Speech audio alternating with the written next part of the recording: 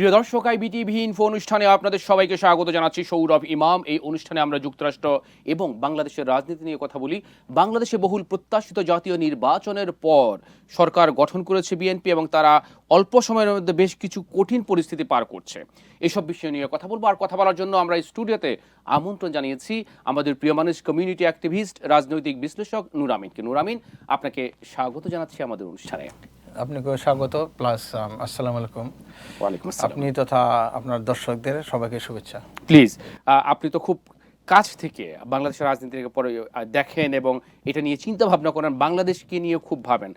সব কিছু মিলিয়ে কঠিন এক পরিস্থিতির মধ্যে, বাংলাদেশের এক অস্থির অবস্থার মধ্যে বিএনপি সরকার ক্ষমতা গ্রহণ করেছে। বেশ কিছু দূর হয়ে গেল, অলমোস্ট 2026-এর 12 ফেব্রুয়ারি নির্বাচনের প্রায় ক্ষমতা গ্রহণ করার পরে বেশ কিছু দূর হয়ে গেল। এর মধ্যে আপনার কাছে কি মনে হচ্ছে, বিএনপি কি সঠিক পথে রয়েছে? যদিও খুবই সময় অল্প, এরপরেও আপনার কাছে তারেক রহমানের নেতৃত্বে বিএনপি সরকারের যে তারা যে দেশ চালাচ্ছে, কেমন মনে হচ্ছে? থ্যাংক ইউ সৌরভ ভাই, আপনাকে। প্লিজ। শীত আর ঈদ এর দুটোর পরে আমাদের ইলেকশনও হইল। আমাদের কাঙ্ক্ষিত প্রধানমন্ত্রী মিস্টার তারেক রহমান ক্ষমতায় আছে। একটা জিনিস আপনার বলে রাখি, বাংলাদেশের ইতিহাসে কেউ কোনো ইলেকশন কেউই বলেনি যে সঠিক হয়েছে। কেউ বলছে যে এটা খুব দুঃখজনক। মামি ডামি মামি, কেউ বলছে সূক্ষ্ম কারচুপি। কোন ইলেকশনে এখন মানুষের বলতেছে যে আপনার engineering, nice word, English word. তো এক আর দুই নম্বর হইল আপনার মানুষকে সময় দেওয়া উচিত। আমরা যেখানে এই দেশে বসবাস করি, যুক্তরাষ্ট্রে আপনি দেখবেন যে ইলেকশনের পরে সরকারের প্রথম ওয়াচ আউট করে, গিভ দেম 100 days। তো বাংলাদেশে যেগুলো আমরা এই অল্প সময়ের মধ্যে যেটা দেখতেছি, মিস্টার তারেক রহমান ভালোই করতেছে। সেটা হলো উনি মানুষের সাথে সম্পৃক্ত হতে চাইতেছেন, মানুষের মাঝে যাইতেছেন, যারা আগে কখনো এটা হয়নি। সবাই ডিস্টেন্স প্লাস এটাকে বলে নিরাপত্তা, এগুলো মেনটেন করতো। তা নিরাপত্তা যখন মানুষ বেশি মেনটেন করে, তখন মানুষ জনগণ থেকে একটু দূরে চলে যায়। আইদার আপনি খেয়াল করেন, সঠিকভাবে আপনি দেখেন, যখন আপনি নিরাপত্তা মেনটেন করে মানুষ দূরে থাকে, আর এটা স্বাভাবিক হয়ে যায়, কিন্তু একটা ভয় কাজ করে মানুষের মধ্যে। হ্যাঁ, উনি সেই ক্ষেত্রে উনি একটা ভেরিয়েশন রাইট। ওকে, তার মন্ত্রী, অনেক ধন্যবাদ, আপনি সুন্দর করে বলেছেন। তার মন্ত্রিসভা যারা রয়েছেন, একাধিক জনের বিরুদ্ধে অভিযোগ রয়েছে, যেমন স্বরাষ্ট্রমন্ত্রী সালাউদ্দিন আহমেদ, তার ইন্ডিয়া কালেকশনের কথা বলা হয়েছে।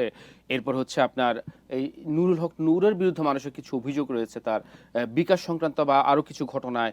এ ধরনের দুই একজন মন্ত্রীর বিরুদ্ধে ছাড়া মোটামুটি মন্ত্রিসভা নিয়ে তেমন কোনো বিতর্ক নেই। এরপরও এই মন্ত্রিসভা নিয়ে আপনার মূল্যায়ন কি?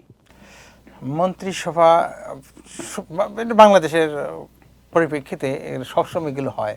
কিছু কিছু আপনি বলবেন যে কেউ ইন্ডিয়ানপন্থী, কেউ আমেরিকানপন্থী, কেউ আপনি অনেকে বলতেছেন বিকাশ নূর বলতে আমি একটা কথা বলি, মানে আপনার মাধ্যমে দর্শকদের বোঝা উচিত যে একটা সরকার চালাতে, একটা দল চালাইতে টাকা লাগে। আর বিকাশ নূর তো বিকাশ করেই টাকা চালাবে। বাংলাদেশের টাকা লেনদেনের সঠিক এবং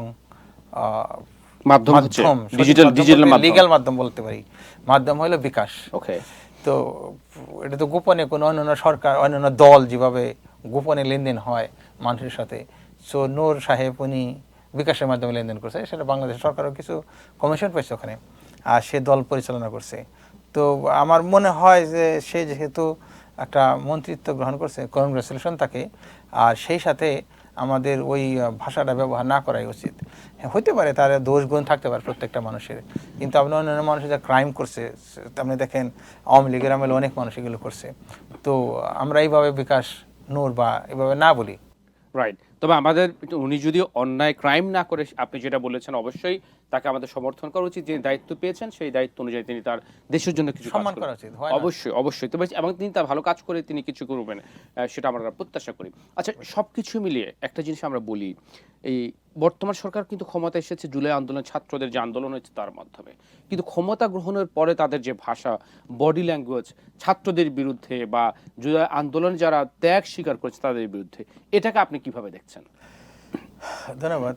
এটা হইল আপনার অনেকে শিলং সালাউদ্দিন বলে, ওই সালাউদ্দিন ভাই উনি তো আইনের কজ দেখাইতেছে। সে আমাদের সমস্যাটা কোথায় আপনি আগে ভাবতে হবে।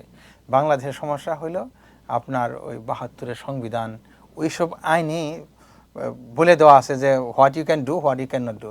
So before talk about that আপনার ইউ হ্যাভ টু থিঙ্ক আপনার ওই ৭২-এর আইন সংশোধনটাই এই সংবিধানটাই পরিবর্তন করা উচিত। অনেকে বলছে যে সংবিধান ছুঁড়ে ফেলা যাবে না। আমরা বলি না যে সংবিধান আপনি ছুঁড়ে ফেলেন। আপনি যখন নতুন সংবিধান করেন, গ্যাস আজকে হইলো রোববার এখানে আমেরিকাতে, আপনি যদি নতুন সংবিধান করেন ওখানে কি আপনি বলবেন নাকি যে আজকে রোববার না, আমরা সোমবার বা মঙ্গলবার বলবো? অবশ্যই। তো যেগুলো ভালো মানুষের কল্যাণে সেগুলো থাক, যেগুলো মানুষের কল্যাণে না সেগুলো বাদ দেন। অবশ্যই। এখন আপনি যদি বিভিন্ন আইনের বিভিন্ন কারণ দেখায় আপনি if you want to stay like that, তো জনগণ আপনাদের প্রত্যাখ্যান করবে। হ্যাঁ, আপনার কথা ধরে আমি একটা কথা বলতে পারি যে সংবিধানটা কার জন্য? মানুষের জন্য, মানুষের কল্যাণের জন্য। তো যেই সংবিধান মানুষের কল্যাণে আসবে না, যারা এই আন্দোলনের নেতৃত্ব দিয়েছে তাদেরকে আপনি মূল্যায়ন করবেন, অবমূল্যায়ন করবেন, সেটা কি দেশের মানুষ গ্রহণ করবে? অবশ্যই না। তো সেটা কি তাদের বিএনপি অবস্থা কি হবে? আওয়ামী লীগের মতো হয়ে যাবে? আপনার কি মনে হয়? আওয়ামী লীগের মতো হতে আপনার ম্যাটার অফ টাইম, সময় দিতে হবে। সেটা হচ্ছে ওরা কিভাবে কাজ করবে সেটা দেখার বিষয়। ওকে, আচ্ছা, জামায়াতের প্রসঙ্গে আসি। জামাত অত্যন্ত গুরুত্বপূর্ণ পার্ট বর্তমান সরকারে, তারা বিরোধী দল রয়েছে এবং তারা নির্বাচনটার পরপরই বলেছে যে একটা, আপনি যেটা বললেন ইলেকশন ইঞ্জিনিয়ারিং হয়েছে, একটা মানে ডিজিটাল কারচুপি যেটাকে বলে। এরপর ওরা বলছে যে তারা মেনে নিয়েছে দেশের স্বার্থে সবকিছু মিলিয়ে। জামাত কি আদৌ সামনে এবার তো পারেনি তারা, এবং ইতিহাসে সবচেয়ে ভালো রেকর্ড করেছে তারা, ফল করেছে তারা। পরবর্তীতে বিএনপি যদি ভালো না করে জামাতের কোনো সুযোগ আছে কিনা রাষ্ট্র ক্ষমতা যাওয়ার জন্য? কি মনে হয় আপনার কাছে? আমি জামাতের জন্য দোয়া করতে পারি রাষ্ট্র ক্ষমতা যাওয়া, কিন্তু ইটস নট টু ইজি। আপনাদের মধ্যে সাংবাদিক যারা, তাদের তো অ্যালার্জি আছে জামাত সম্বন্ধে। আমার কারো প্রতি অ্যালার্জি নেই। আমি দেশের, আমি পৃথিবী চাই যে পৃথিবী একটা ভালো পথে চলুক। হ্যাঁ, জামাত যদি আপনার ভালো কিছু করে তো সমস্যাটা কি আপনার? না, আমার সমস্যা নেই। দেশের মানুষ যারা ভোট দিবে তাদের সমস্যা আছে কিনা? Guessing like you are public, please. Okay, আমজনতা, সাধারণ জনতা যারা, তো সমস্যাটা কি? আপনি ভালো থাকলে ভালো। জামায়াতের লোক তো অ্যাট লিস্ট আপনার যেভাবে আমরা আওয়ামী লীগের আমলে দেখছি যে মানুষ হয়, ধর্ষিত হয়, it's not gonna happen. Yes, I trust with them. আর আপনি বলতে পারেন যে international Kuwait, Saudi, Dubai, Bahrain, তারা তো আছে। হ্যাঁ, তারা চলতেছে না, তারা রাষ্ট্র চলতেছে না, তারা ভালো চলতেছে। অবশ্যই। কারণ আমরা শুনতাম ছোটোর সময় যে সৎ লোকের শাসন চাই। তো মানুষগুলো যদি সৎ হয় দেখবেন আমরা সব কিছু সুন্দর হয়। তো আপনার জামাত যদি আসে কোনো সমস্যা না, এগুলো জুজুর বয়, এগুলো হয়েছে আপনার ইন্ডিয়ার থেকে আসে মানুষের, যে এটা করে না, এটা করা যাবে না, ওইটা করলে এটা হবে, এগুলো সত্যি না। আর জামাত আসবে, তাদের একটু আরও মানুষ সাথে মিশতে হবে। আর যেসব মানুষের লিবারেল যারা ভয় আছে, আরে জামাত আসলে তো আমি বোরকা পড়তে পারবো না, জামাত আসলে তো আমি ওই 5 ওয়াক্ত মসজিদে টানিয়ে নিয়ে যাবো, রেস্টুরেন্ট বন্ধ থাকবে, তো হবে? I don't think so. জামাতের বোঝা উচিত যে এটা 2026, 27, 28, 29, 30 এই সময়ে মানুষের এখানে প্রেশার। আচ্ছা, আপনার কি মনে হয় জামাত এই যে সময় পাবে 5 বছরে, তারা নিজেদেরকে আরেকটু গুছিয়ে নিতে পারবে? করা উচিত। মানুষের don't pressure them, hey do this, don't do that, এগুলো করাটা ঠিক হবে না। মানুষের পালসটা বুঝতে হবে, পালসটা বুঝতে হবে, প্লাস না বুঝলে স্বাধীনতা। রাইট। প্রত্যেকটা দেশ দেখেন, আপনি আসেন আপনার সৌদি আরবের মানুষ কিন্তু আপনি জানেন কি জানেন না, যেভাবে আপনার ওরা পাবলিক রে কুয়েত, সৌদি আরবিয়া পাবলিকদের ডমিনেট করে ভর্তুকি দেয়। আচ্ছা, হ্যাঁ, তেল বিক্রি করে কিছু অংশ জনগণকে দেয়, জনগণ সুখে আছে, ম্যানেজ করে রাখে। হ্যাঁ, সুখে আছে। They don't have any problem. Doctor, সব everything they get, whatever they want, whatever they need, they are happy. কিন্তু কিছু মানুষ still they like to talk. ওরা সৌদি আরবে মুখ বন্ধ রাখতে চায় আর ওরা কথা বলতে চায়। তো কিছু কিছু জায়গায় এই সমস্যা। ঠিক তেমনি মানুষ স্বাধীনভাবে চলতে চায়। জামাত ইসলাম যদি বলে না তুমি স্বাধীনভাবে চলতে পারবে না, তুমি এই রাস্তায় যেতে পারবে না, এই রাস্তায় যাও, তখনই সমস্যা। ধমক দিয়ে ডমিনেট করে রাখতে পারবে না, যাবে না, সম্ভব না পৃথিবীতে। সে একজন মহামানুষ বলেছিলেন যে তুমি পৃথিবীর মানুষকে কিভাবে পরাধীন করে রাখতে চাও, অথচ প্রত্যেক মা তার সন্তানকে স্বাধীনভাবে জন্ম দিয়েছে। সো এটা কিন্তু প্রত্যেকের মনের মধ্যে একটা স্বাধীন চেতায় কাজ করে। সো চাইলে আপনি এটাকে ডমিনেট করে রাখতে পারবেন না। খুব সুন্দর করে বলেছেন আপনি। আচ্ছা, আরেকটা জিনিস বলি, এনসিপি যারা আছে নতুন নেতৃত্ব, তারা তো হচ্ছে যে কোনোভাবে হোক সৌভাগ্যক্রমে তারা এমপি হয়ে গেছে, অথচ আজ থেকে 2 বছর আগে আপনি তাদেরকে একজন মেম্বার ইলেকশনে আপনি প্রার্থী হতে পারবে কিনা সেটা নিয়ে কনফিউজ ছিল। এখন তারা এই সংসদে গিয়ে তারা লাইমলাইটে এসে আলোচিত হয়ে এই বিএনপি সরকারকে আবারও আন্দোলনের হুমকি দিচ্ছে। এটা আসলে গ্রহণযোগ্য কিনা, বা তাদের এটা আমার প্রশ্ন, গ্রহণযোগ্য কিনা। আবার একদিক থেকে যদি আপনি বিবেচনা করেন, তাদের প্রতি তারা বলছে অবিচার করা হচ্ছে জুলাই সনদ নিয়ে, এবং তাদের নিয়ে অবজ্ঞা করা হচ্ছে। এই যদি অবজ্ঞা করে থাকে সেটা ঠিক কিনা, এবং সরি, বিএনপিকে আন্দোলন হুমকি দিচ্ছে, এত অল্প সময়ে আন্দোলন করা উচিত হবে কিনা? অনেকগুলো প্রশ্ন, কিন্তু মূল এক জায়গায় আমি আর্লিয়ার আমি আপনাকে বললাম যে সময় দেওয়া উচিত 100 days। হ্যাঁ। সেকেন্ড থিং, এনসিপি যখন আপনি বলেন তখন আপনার প্রথম মাথায় আপনার কি আসে? ওরা আমাদের ছোট ভাই। হ্যাঁ। এরা হয়তো এখন কেউ মন্ত্রী হয়েছে বা কেউ সংসদে আছে, এমপি হয়েছে, হ্যাঁ, মন্ত্রী হয়েছে, যারা উপদেষ্টা সদস্য। অফকোর্স দেয়ার আমাদের সম্মানিত, পদটা যেহেতু সম্মানিত। অবশ্যই। যেমন নুরুল হক, কেউ বিকাশ বলে, কেউ এই বলে সে বলে, আমি নুরুল হক মিস্টার বলি। আমি তার কনগ্রাচুলেশন করছি। হ্যাঁ, আমি জানি আপনার সাথে আগে পরিচয় হচ্ছিল ওর সাথে, আমি যতটুকু বিএ পার্লামেন্ট মেম্বার প্লাস আপনার ministry. Okay, let's go to NCP. তো যখন এই ছোট ভাইগুলো এখন সম্মানিত পদে গেছে, তো অনেক কিছু তারা জানে না, বুঝে না। তো প্রথমত সময় দেওয়া উচিত। দ্বিতীয়ত তাদের সংসদে গিয়ে মানুষের সাথে কথা বলে, তাদের এখন শিক্ষার সময়। তারা রাস্তায় থেকে জন্ম হয়েছে, তাদের রাস্তায় আন্দোলন করে হাসিনাকে তাড়ানোর পরে তারা এই পর্যায়ে আসছে। The love to stay on the street, but সবসময় স্ট্রিট উচিত নয়। এতে দুইটা সমস্যা হয়। দুইটা সমস্যা হলো, এটা আমাদের বাংলাদেশ ছোট দেশ, মানুষের রাস্তাঘাট যানজট এগুলো সৃষ্টি করে মানুষের ভোগান্তি সৃষ্টি করাতে আবার বিগড়ে যেতে পারে, এক। আর দুই নম্বর হইল আপনার, যেমন শিলং সালাউদ্দিন ভাই বলতেছেন যে আইনের মাধ্যমে, আচ্ছা let's talk take more time. কিন্তু শেষ হয়ে যাচ্ছে না, জাস্ট বিএনপি ক্ষমতায় আসলো মাত্র কত দিন পরে। তো দেশটা গড়ার সুযোগ দেন, তাদের হেল্প করেন। ওকে, তো এখনই কেন আন্দোলন? ওকে, অর্থাৎ আপনি বলছেন যে এনসিপি আন্দোলনকে সুযোগ দেওয়া উচিত, বাট বিএনপিরও তাদের প্রতি সহানুভূতিশীল হওয়া উচিত। যেটা আপনি যেটা বারবার শিলং সালাউদ্দিন বলছেন, এটা কিন্তু এস্টাবলিশ করে ফেলবেন আপনি যে বারবার বলছেন। আমি মনে করি যে তাদেরকে সুযোগ দেওয়া উচিত। ধন্যবাদ। আরেকটা প্রসঙ্গ কিন্তু আলোচিত হচ্ছে দেশব্যাপী, যে আপনার অন্তর্বর্তীকালীন সরকার কিন্তু আওয়ামী লীগের কার্যক্রম প্রায় নিষিদ্ধ করেছিল, এমন আইন করে বিএনপি সেটা হয়তো নিষিদ্ধ করতে পারে। তাদেরকে আদৌ নিষিদ্ধ করা উচিত কিনা, নাকি সুযোগ দেওয়া উচিত দেশের মানুষের স্বার্থে, দেশের স্বার্থে? এটা সুন্দর একটা কথা। সেটা হলো আপনার এখনই তাদের নিষিদ্ধ না করে তাদের বিচারের আওতায় আনেন। বিচারের আওতায় আনার সময় একটা কথা খেয়াল করেন, যখন কোনো লোকের বিরুদ্ধে কোনো এলিগেশন আসে তখন কি হয়? তাকে জেলে রাখা হয়। ইন দি মেন টাইম তার বিচার পরিচালনা হয়। এখন তো হাসিনার তথা আওয়ামী লীগের বিচার চলাকালীন সময় তাদের কার্যক্রম নিষিদ্ধ। এতে হইল কি, আপনার আইনগতভাবে তারা নিষিদ্ধও রইল, আপনার বিচারও চললো। So if they want to come back to political position, so they have to respect their how the law and enforcement. Yep. তো হাসিনার অবশ্যই শাস্তি হওয়া উচিত, আরও যারা যারা যারা খুনের সাথে জড়িত তাদের শাস্তি হওয়া উচিত। আর কিছু কিছু খুন আছে আপনার, you don't have to confront, you order. আর যারা জুনিয়র পিপল, তা আপনার অর্ডারটা মান্য করছে। আমি তো মনে করি ওই যারা জুনিয়র অফিসাররা তাদের ছাত্রদের বা কোনো জনগণকে হত্যা করছে, তাদের না বিচার করে যে যারা অর্ডার করছে তাদের বিচার হওয়া উচিত, তাদের ফাঁস হওয়া উচিত। Right, right. তো তো এইভাবেই চলা উচিত। আচ্ছা, একটা জিনিস আপনি খেয়াল করেছেন, সেটা হচ্ছে যে এই যে গত 15 বছর তো শেখ হাসিনা যা করার করছে, শি ওয়াজ দ্য সুপ্রিম পাওয়ার। এখন কথা হচ্ছে এই যে 24-এ যে আন্দোলন হলো, এতগুলো মানুষ মারা গেল, এত নিরীহ ছাত্র শিশু মারা গেল, আওয়ামী লীগের শীর্ষ পর্যায় থেকে শুরু করে, শেখ হাসিনা থেকে শুরু করে, আওয়ামী লীগের একজন ওয়ার্ড কাউন্সিলর, পাতি নেতা পর্যন্ত, একজন লোক কখনো একটি বারের জন্য দুঃখ প্রকাশ করে না যে আমরা অন্যায় করেছি। তারা এটাকে হচ্ছে কি জায়েজ করার জন্য যা বলার দরকার সবকিছু বলছে। এইটাকে আপনি কি অমানবিকতা বলবেন, মিথ্যাবাদী বলবেন, নিষ্ঠুরতা বলবেন, কি বলবেন বলেন তো? আমি তো অনেক মানুষের সাথে সম্পর্ক, অনেক আগে একবার বলছি, তো আওয়ামী লীগের ভিতরে কিছু মানুষ আছে ভালো, সবাই অমানুষ না।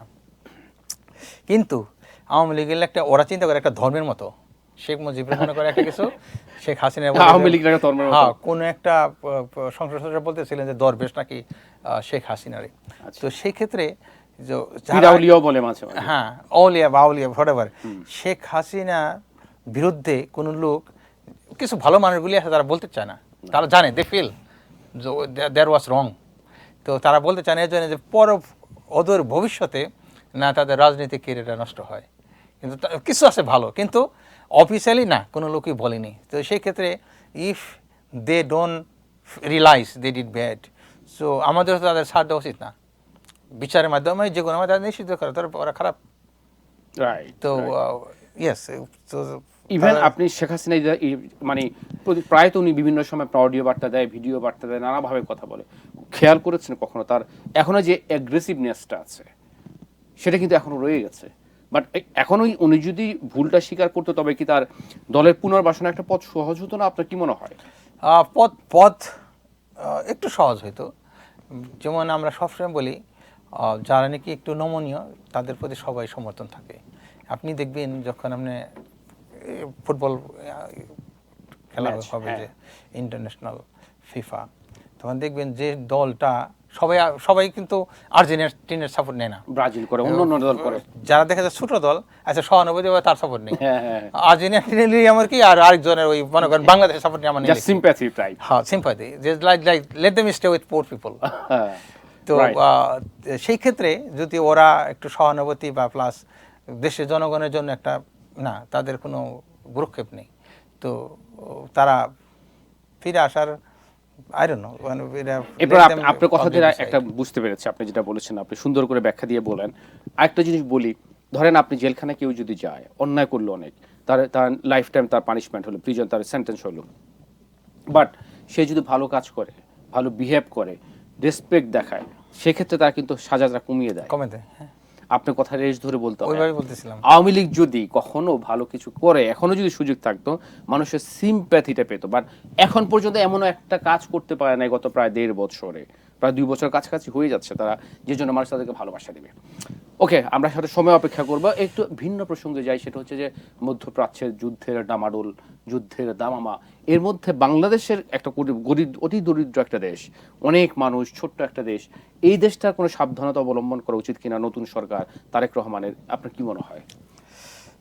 প্রথম আপনার সিম্প্যাথি বলেন নতুন সরকারকে, কারণ এই খারাপ একটা সময়ে, দুইটা খারাপ সময়, একটা খারাপ সময় হলো শেখ হাসিনা অনেক চুক্তি করে গেছে বিদেশের সাথে, অনেক ঋণ, আর ঋণগুলি এগুলো পেইং টার্ম স্টার্ট হবে ফ্রম 2026-27, সো এই পেগুলি তাদের করতে হইতেছে।